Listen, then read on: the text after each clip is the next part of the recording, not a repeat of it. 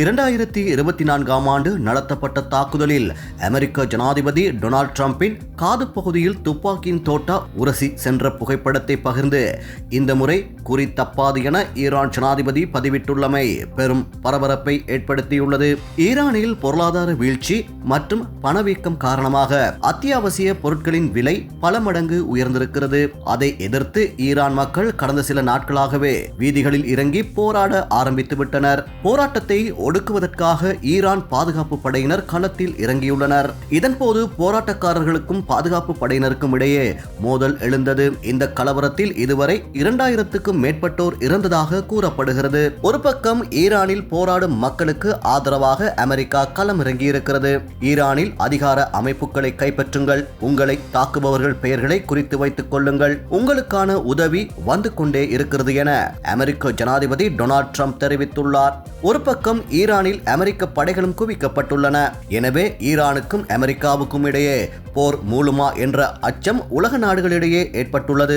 இந்நிலையிலேயே 2024ஆம் ஆண்டு நடத்தப்பட்ட தாக்குதலில் ட்ரம்பின் காது பகுதியில் துப்பாக்கி தோட்டா உரசி சென்ற புகைப்படத்தை பகிர்ந்து இந்த முறை குறி தப்பாது என ஈரான் ஜனாதிபதி பதிவிட்டிருக்கின்றார். போராட்டக்காரர்கள் மீது ஈரான் அரசு எடுக்கும் நடவடிக்கைகளுக்கு எதிராக அமெரிக்க ஜனாதிபதி டொனால்ட் ட்ரம்ப் மிரட்டல் தொனியில் பேசி வரும் நிலையில் பதிலுக்கு ஈரானும் பதிலடி கொடுத்து வருகின்றமை குறிப்பிடத்தக்கது.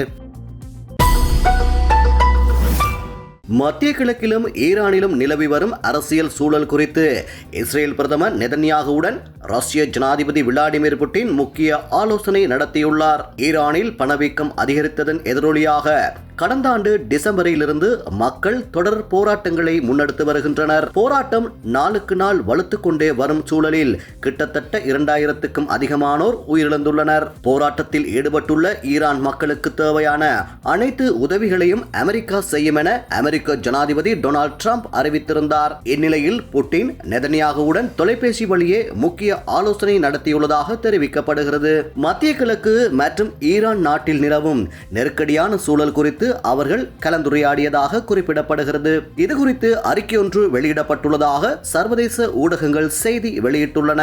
குறித்த அறிக்கையில் ஈரான் விவகாரம் தொடர்பாக நெதன்யாகுவுடன் புட்டின் ஆலோசனை நடத்தினார். பிராந்தியத்தில் காணப்படும் ஸ்திரமற்ற நிலைமை மற்றும் அதற்கான தீர்வு பற்றி இருவரும் விவாதித்தனர். அரசியல் மற்றும் ராஜதந்திர நடவடிக்கைகளை தீவிரப்படுத்துவது குறித்து நெதன்யாகுவுடன் புட்டின் கலந்துரையாடினார் என தெரிவிக்கப்பட்டுள்ளது.